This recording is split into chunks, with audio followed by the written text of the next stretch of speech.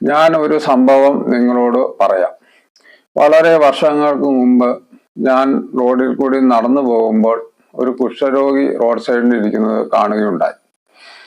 ഞാൻ ആ കുഷ്ഠരോഗിയുടെ അടുത്ത് ചെന്ന് ഒരു 500 രൂപ എടുത്ത് ആ കുഷ്ഠരോഗിയുടെ കയ്യിൽ കൊടുത്തിട്ട് ഞാൻ മാറി നിന്ന് ഈ കുഷ്ഠരോഗി എന്താ ചെയ്യണമെന്ന് നിരീക്ഷിക്കുകയായിരുന്നു.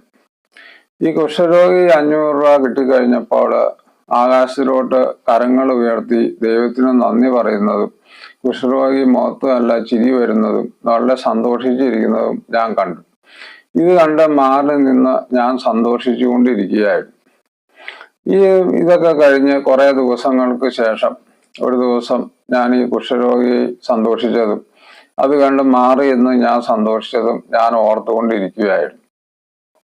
പെട്ടെന്ന് എൻ്റെ ഉള്ളില് ദൈവത്തിന്റെ ഒരു സ്വരം കേട്ടു. നീ